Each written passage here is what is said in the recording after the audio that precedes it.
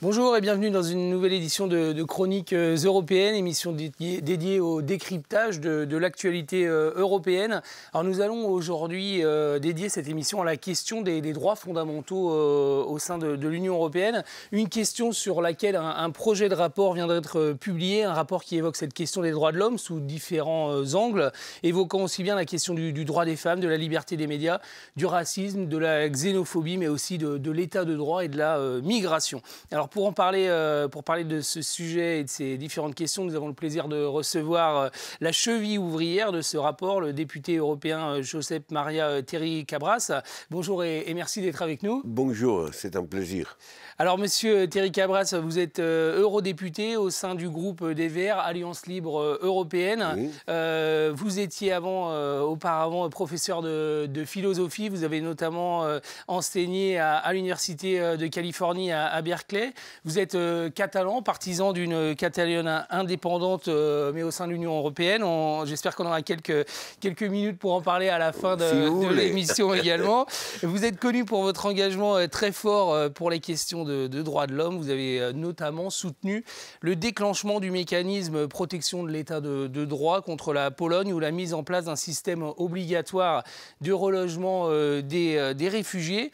Alors le projet de rapport que vous portez, il exprime sa préoccupation face aux défis persistants concernant ce respect des droits fondamentaux en matière de migration pour ce qui concerne les conditions d'accueil, la procédure d'asile, la détention des migrants et la protection des mineurs non accompagnés. Il appelle en particulier à la mise en place de solutions crédibles pour éviter de détenir des enfants à des fins d'asile et de retour. Et le rapport souligne également avec inquiétude que les journalistes de l'Union européenne continuent d'être la cible d'attaques, de menaces et de pressions d'acteurs étatiques et non étatiques. Et on a assisté d'ailleurs à des assassinats de journalistes dans l'Union européenne, ce qu'on avait pu vu depuis des décennies. Alors, monsieur Terricabras, la semaine dernière, le Parlement a célébré les 70 ans de la Déclaration des droits de l'homme. Les commissions parlementaires ont organisé des auditions sur le rôle des gouvernements, des institutions, de la société civile. On a eu tendance à penser, en tout cas beaucoup de citoyens de l'Union européenne, pendant très longtemps, que cette question de droits de l'homme, c'est plus une question au sein de l'Union européenne. Et finalement, ça revient sur le devant de la scène. On voit notamment, bien évidemment, les nouveaux pays, ce qu'on appelait les nouveaux pays, Hongrie, Pologne, Tchéquie, Slovaquie, qui prennent certaines libertés avec ces droits de l'homme. Comment vous l'interprétez? Comment vous le voyez? Oui, je pense que, heureusement, l'Union européenne défend le droit de l'homme. Parce que si vous regardez les grands pays et les puissances qui sont vraiment très fortes et qui seront très fortes pendant les prochaines années, ils défendent toujours le bien-être, naturellement, parce que c'est l'économie la chose plus importante pour eux. Mais ils ne défendent pas très fortement les droits de l'homme. Si on regarde qu'est-ce qui se passe à la Chine, aux États-Unis, au Brésil, Sud-Afrique, je parle de nouveaux pays qui sont là-bas et qui sont très forts. Et alors quand même, nous défendons ça, mais la pratique est terrible aussi chez nous, il faut le dire. Mais quand on me dit « Ah, mais vous n'êtes pas très propre », quand vous devez faire quelque chose pour le droit de l'homme, je dis toujours, malheureusement non, mais quand même je peux me lever à la plénière et dire la charte des droits de l'homme que nous avons dit ça et ça et ça. On ne peut pas le dire dans d'autres pays, ça. Alors ça c'est vraiment très important. Et alors l'appliquer sur le pays que forment les 28 ou les 27 maintenant, qui forment l'Union européenne, ça c'est vraiment très très important. Parce que justement, j'ai toujours dit que je n'étais pas très heureux qu'on parlait avec une certaine ambiguïté et pas avec clarté, et on ne mentionnait pas concrètement les pays qui n'étaient pas vraiment très bons dans la défense des droits de l'homme. Et ça a changé. Ça a changé. Alors, on a essayé de condamner l'Hongrie et maintenant la Pologne, etc. Et je pense que ça, c'est vraiment très bon. Certains pays qui arrivent chez nous, à l'Union européenne, de l'Est, probablement, ils ont une histoire très longue d'oppression et de difficultés avec les droits de l'homme. Et alors, je comprends aussi que pour eux, c'est probablement pas si facile que pour d'autres, pour les Britanniques ou pour les Français, hein, défendre ça. Parce que c'est l'histoire, c'est déjà engagé dans cette question. Alors, il faut avoir un petit peu de patience, mais pas indulgence. Pas indulgence. Alors, il faut presser, presser, presser. Parce que sinon, on voit une chose absolument terrible, qu'en Europe montent les groupes qui sont vraiment xénophobes, racistes, et qu'ils défendent pas, qu'ils sont contre l'égalité d'hommes et femmes. C'est une chose absolument incompréhensible, presque, en 2018, n'est-ce pas? Mais il y a des forces très graves qui sont maintenant dans des différents pouvoirs, dans des différents pays, même dans des pays où on croyait que ça marchait. Par exemple, l'Autriche. Oui, bien sûr. Alors, on parle souvent, évidemment, quand vous vous exprimez, vous mentionnez ces atteintes aux droits de l'homme, ces libertés qui sont prises avec ces règles fondamentales. On passe bien évidemment à la Hongrie, je crois que c'est le pays quand même qui est considéré qui a le pire comportement en la matière en Europe. L'article 7, on en parle. L'article 7, c'est ce qu'on appelle la bombe atomique européenne pour soustraire de son droit de vote un État qui ne respecterait pas les règles. C'est impossible à mettre en pratique. Est-ce qu'il faut changer les règles? Oui, il faudra changer parce que les parlements européens, et ça a été dirigé par ma collègue Judith Sargentini, nous avons, avec une grande majorité,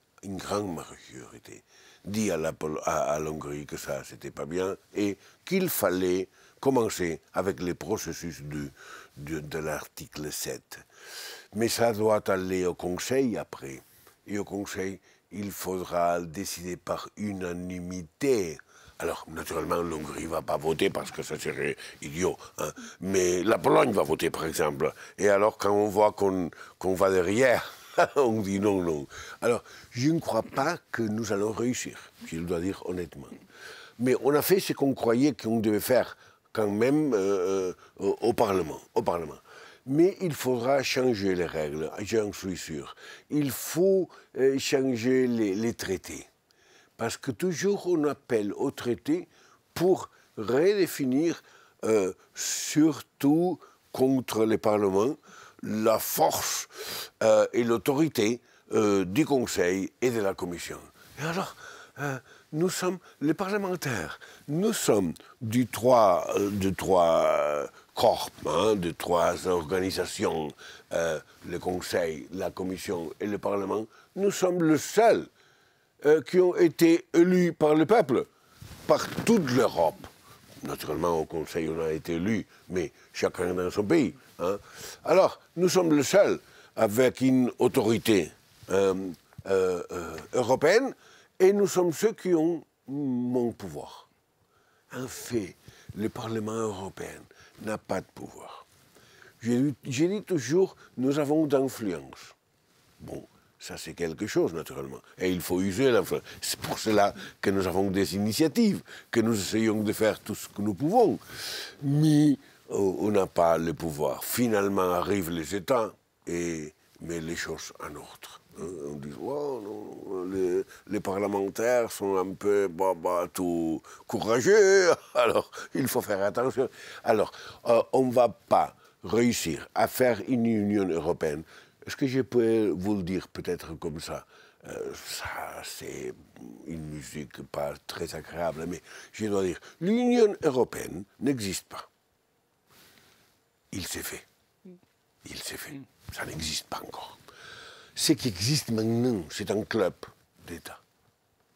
Et alors, un club d'États, c'est absolument terrible. Pourquoi ça? Parce qu'ils décident, par exemple, ensemble, nous allons aider les réfugiés. OK. Et tu dois en avoir 30 000, et toi 10 000, etc. Et tout le monde est d'accord. Et quand on a fini la réunion, les gens disent non, je ne veux pas le faire, les autres, moi non plus. Alors, qu'est-ce qui se passe? Une union ferait que les gens prennent une obligation. Parce qu'une union fédéralisante, quand même, ou fédéral. Hein. Mais ça, nous ne l'avons pas. Nous ne l'avons pas. Alors, et si on ne l'a pas, on ne peut pas avoir une bonne Union européenne. Alors, autre outil pour lequel, qui peut peut-être vous aider à construire cette Europe, en tout cas à obliger les pays qui ne respectent pas les règles à finir par les respecter, c'est peut-être de les toucher au portefeuille. Hein. Oui, naturellement, ça c'est important. Mais en même temps, mais ça c'est un problème pour nous, très important, de pas laisser les gens sans l'aide européenne de laquelle ils ont besoin. Parce que si on aide, on ne veut pas aider le gouvernement. On veut aider la population, naturellement, les citoyens.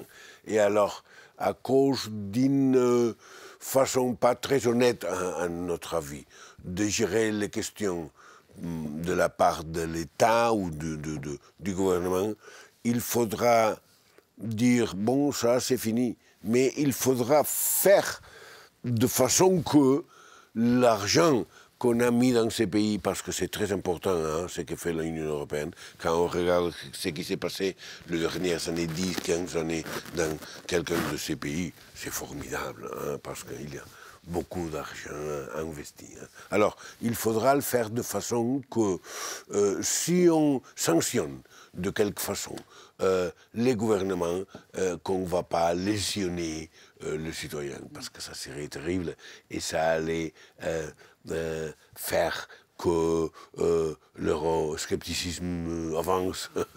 Un exercice difficile. Hein. Très difficile. Mais et vous avez bon espoir que ça puisse se mettre en place? Oui, je pense que nous sommes en train de faire ça.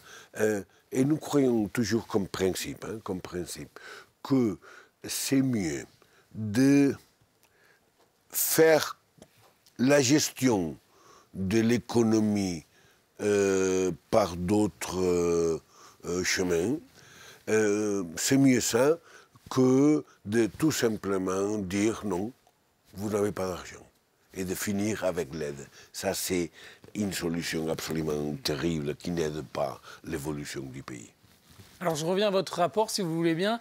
Oui. Il y a tout un chapitre que vous consacrez à la question de la liberté des médias. Je disais tout à l'heure dans le préambule, ça faisait des décennies qu'on n'avait pas vu quand même des atteintes à la liberté des médias au sein même de l'Union européenne. On a vu l'exemple maltais avec l'assassinat d'une journaliste.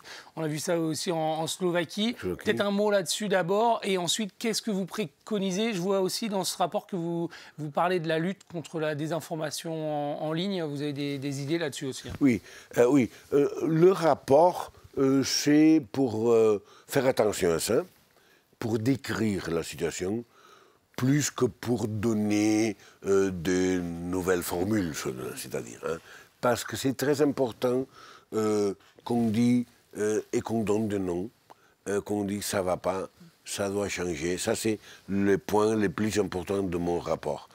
Parce que si les différents groupes politiques qui m'aident à faire les rapports sont d'accord à dénoncer ça, ça c'est vraiment très important. Et je pense que nous sommes 90%, 95% d'accord à dénoncer ça. Ça, c'est vraiment très, très important. Et alors, il faut faire la dénonciation un peu forte. Hein, un peu... Et dire c'est que les rôles que les médias doivent avoir dans une société libre, parce que c'est fondamental. Le rôle des médias, ça appartient à l'état de droit, en fait, à l'état de droit. Comme le juge et comme la différence des pouvoirs. Hein. C'est parfois les médias ne sont pas un pouvoir officiel parce que sont des médias privés, hein, etc. Mais pour la société sont absolument nécessaires. Alors ça on le fait et après on donne aussi quelques idées, hein, mais je dirais que petites. Pourquoi ça? Parce que j'ai voulu tenir les rapports dans un domaine de simplicité et même d'austérité expressive. Parce que si je fais un rapport de 100 ou 200 pages, alors, il faut le dire, ça ne sert à rien, parce que je vais le lire parce que je l'écris, mais ça n'aura pas une bonne intention. Alors il faut être, nous avons décidé, j'ai proposé, et les amis ont accordé ça, d'avoir 6 points très importants. Et de dire aussi que ces points que nous ne traitons pas, ça ne veut pas dire qu'ils ne sont pas importants. Tout simplement que nous allons nous consacrer aux plus importants, ou peut-être aux plus ténébreux, hein, plus terribles. Hein, et nous croyons que ça l'est. Alors, ce que nous proposons, c'est l'indépendance des médias. Ça, c'est vraiment très, très important. Qui n'est pas garanti partout, là N'est pas garanti partout. Non. Parfois, par des moyens subtils. Hein. Si les médias reçoivent une aide économique et alors ils ne la reçoivent pas, alors, hein, ou si on la conditionne à, hein, si tu dis ça ou tu fais ça, ou dans les élections des dirigeants d'une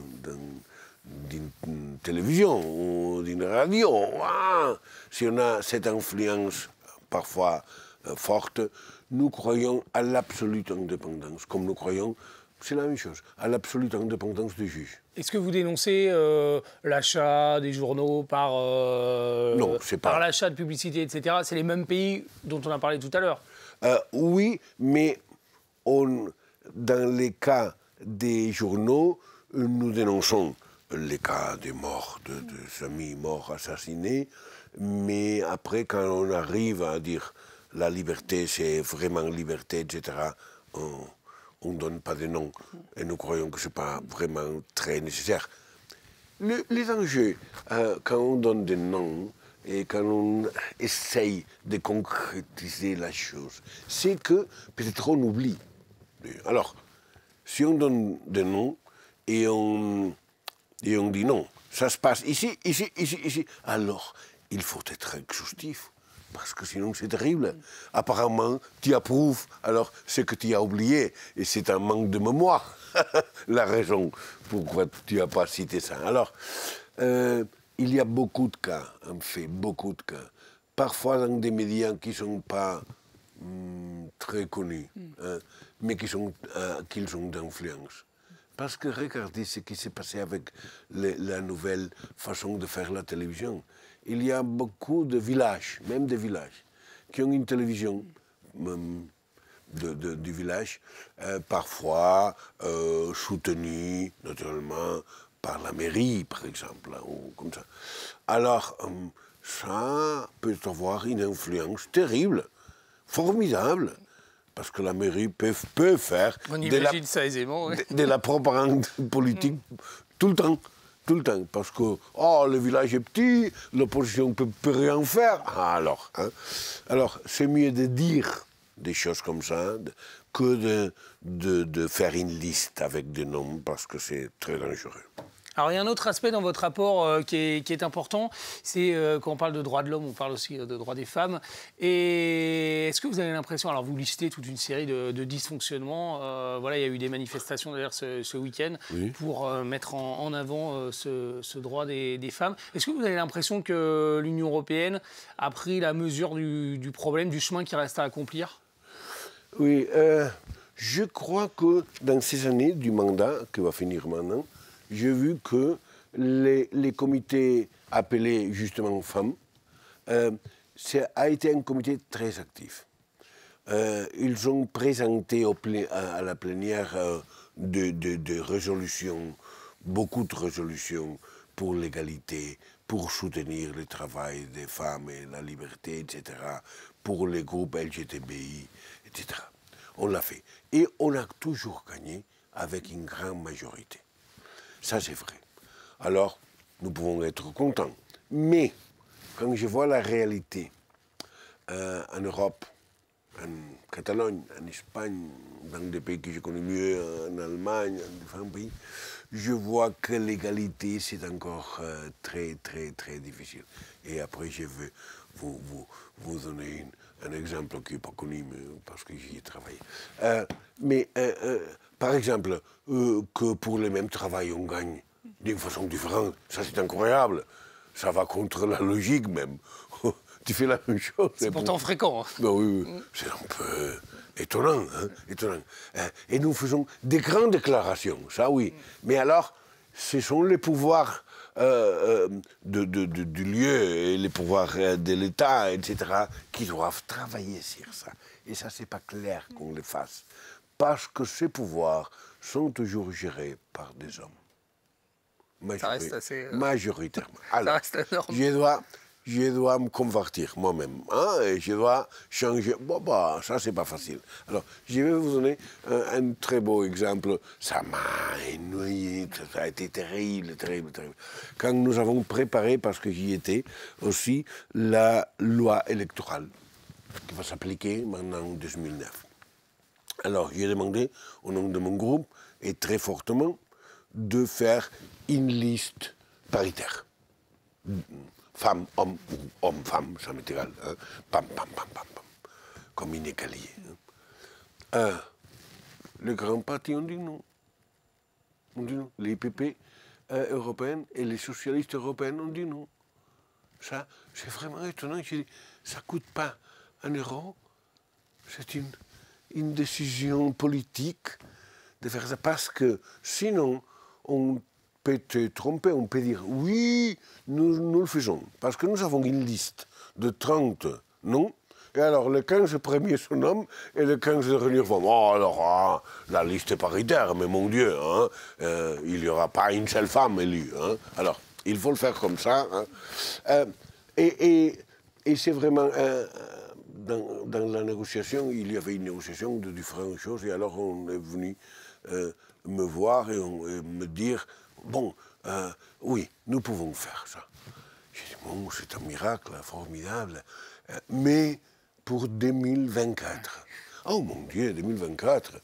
Alors, toujours juste, je suis un peu, juste l'humeur, et là, j'ai dit, bon, nous serons tous morts en 2024. Et on m'a répondu, toi peut-être, mais nous non. Alors, très bien. Alors, je sais quand je dois mourir avant qu'eux. Et on ne l'a pas fait. Et on a fait une déclaration, ça on le fait très souvent au Parlement, et partout. Hein. On a fait une déclaration générale. Presque littérale. Les États membres vont garantir la paritaire. Mais ça a été voté par 90% de députés, naturellement. Mais ça n'oblige absolument à faire rien. De la théorie et la pratique, il y a un long chemin. C'est problématique. Il y a une autre question aussi sur laquelle vous revenez dans le rapport, et bien évidemment, c'est la question des migrations. On voit qu'il y a on le sait depuis des années, une énorme difficulté des pays à s'entendre sur la question. On voit même des pays comme la Belgique, où on est, à avoir des grosses réticences pour signer le pacte global sur la question des migrations, qui est en ce moment en discussion à l'ONU. Qu'est-ce que ça vous inspire et quelles préconisations seraient les vôtres ? Je trouve que c'est absolument terrible, incompréhensible, parce que nous pouvons aider. Alors, il faut faire attention. Il faut dire, et on l'a fait comme ça, quand on discutait ça en 2016, et 15 et 16. Les pays plus grands et plus riches doivent aider plus, naturellement. L'Allemagne, plus que l'Hongrie, naturellement, parce qu'on peut le faire. Hein. Alors, ça c'est absolument clair. Mais quand on me dit qu'on a peur de l'invasion de réfugiés, et des musulmans, par exemple, hein, ou de gens qui viennent de l'Est, etc., de l'invasion, je le trouve tout à fait ridicule. Parce que, si vous faites attention, nous avons reçu peut-être presque 2 millions. Mais je ne crois pas qu'on arrive à 2 millions. OK. Sur 500 oui. Si nous recevons 5 millions, imagine ça. C'est presque impossible. Mais 5 millions, ça c'est 1% de notre population. Nous sommes 500 millions. Alors, s'il vous plaît, si on fait ça avec intelligence, hein, et avec même précaution, hein, parce que les gens sont absolument terribles. Hein. Alors, on pourrait le faire, on pourrait le faire. Et je trouve, probablement, c'est la chose la plus terrible qui s'est passée dans ces mandats, qu'on n'a pas eu, on n'a pas été à l'auteur de l'obligation et même de ce que nous disons et que nous proposons. On n'a pas été à l'auteur. Et ça, c'est vraiment terrible. Je le trouve terrible. Parfois, je m'en allais à la maison avec une tristesse.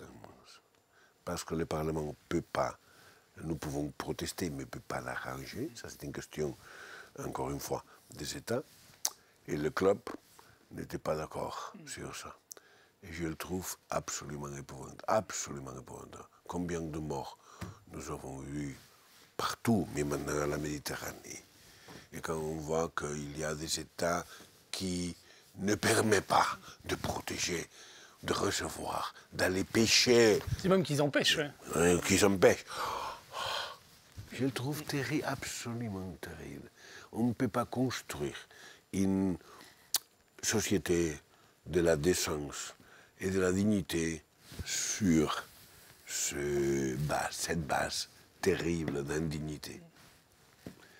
Ouais, la situation n'a pas l'air de partie pour s'améliorer sur ce terrain-là non plus. Alors, je vois que l'heure tourne. Je dois vous libérer. J'aurais juste une question à vous poser. Je sais que vous militez pour l'indépendance de la Catalogne depuis longtemps. Où en est un petit peu Moi, depuis très longtemps. Depuis très longtemps. Alors, où en est ce débat, notamment pour les auditeurs français qui ne sont pas toujours familiarisés, qui ne comprennent pas toujours dans notre État jacobin ce combat-là? Qu'est-ce que vous auriez à tout simplement dire que ça c'est un mouvement absolument pacifique, que nous n'avons pas eu pendant les 8 dernières années pas une seule proposition de l'État pour voir comment on peut résoudre les désirs des Catalans, d'une majorité des Catalans, parce que quand on dit que ce n'est pas la majorité, pardon, nous gagnons toutes les élections, hein, alors, et au Parlement nous sommes majoritaires, alors ça c'est la majorité. Hein. Pas une seule proposition, pas une seule. Et après, quand on a fait on a eu une décision unilatérale, parce que si bilatérale ne peut pas être, qu'est-ce que nous devons faire? Rien faire. Alors, en démocratie, on peut faire des choses. Et alors, on l'a fait, on a voté, par exemple, le 1er octobre, on a reçu la police qui nous a battus d'une façon violente. Ça, on l'a vu à la télévision. Incompréhensible aussi, parce que l'État pouvait dire qu'il vote, nous n'allons pas insister sur ça, nous pouvons discuter, mais qu'il vote. Non, même pas ça. Même pas ça. Alors je crois que l'État espagnol est très agressif,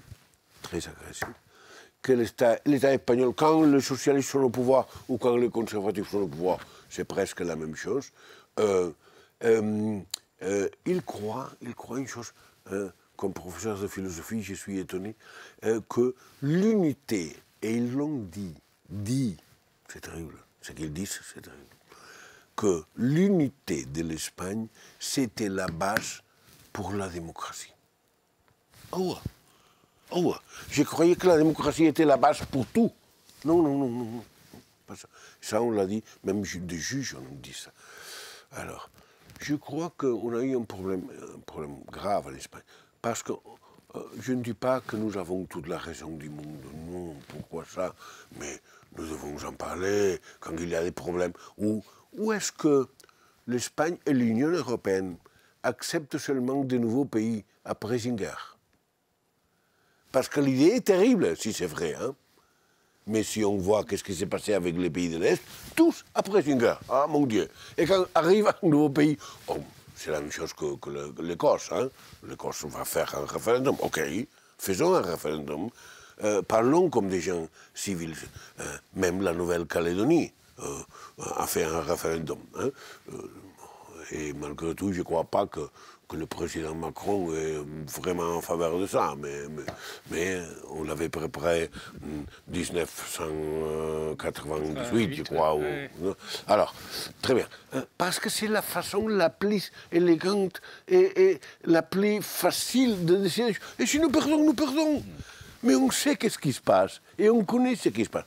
Et alors, après ce que nous avons fait, on a mis en prison et en exil sont maintenant parce qu'on demande 170 années pour tous.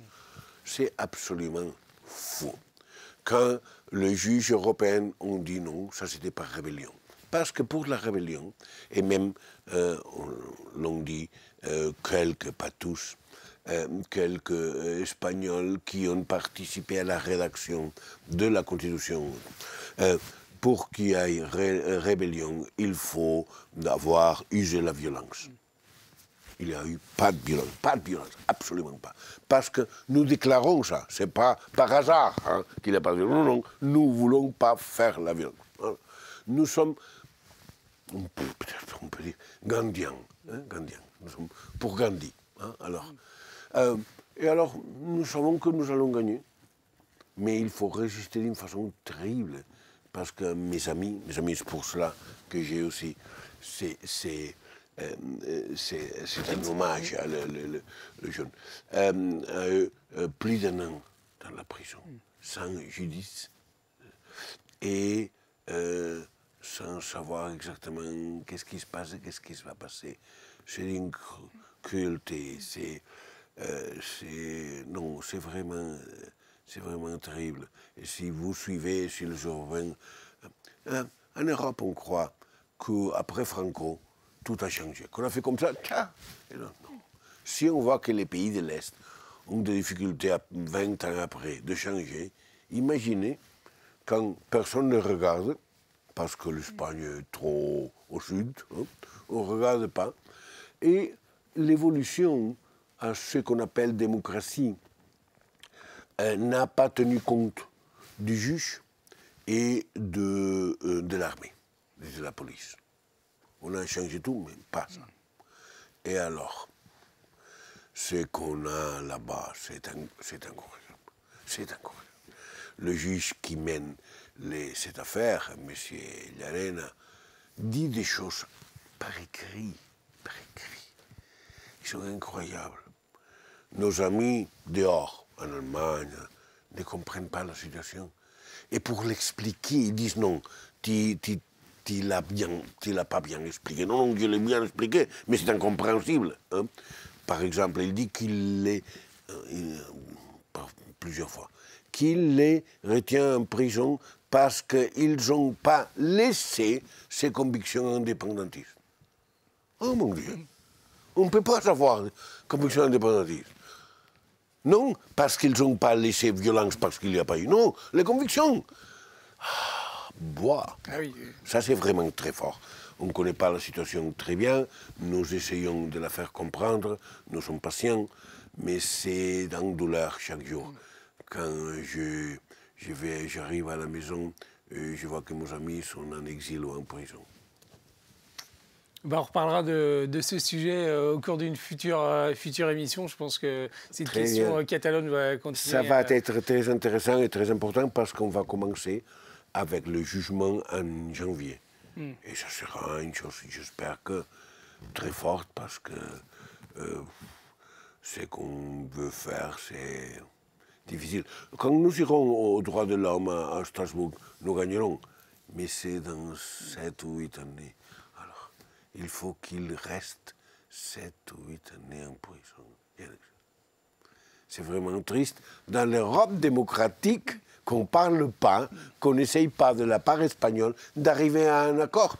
Parce que peut-être nous pourrions arriver à un accord. Non, c'est tabou. C'est comme quand j'étais jeune, hein, le sexe était tabou. Hein, on ne pouvait pas en parler. On faisait ce qu'on voulait, mais on ne peut pas parler d'une nouvelle redistribution espagnole. C'est dommage. Eh bien, merci, Monsieur Thierry Cabras, d'être venu nous parler de cette question catalane et surtout de votre rapport sur la question des droits de l'homme. Vous pourrez retrouver cette émission en podcast sur le site de la radio, radio.fr. Merci à Nadine qui a aidé à la préparer. Merci aux auditeurs de votre écoute et à bientôt pour de nouvelles chroniques européennes. Merci de m'avoir invité. Merci à vous.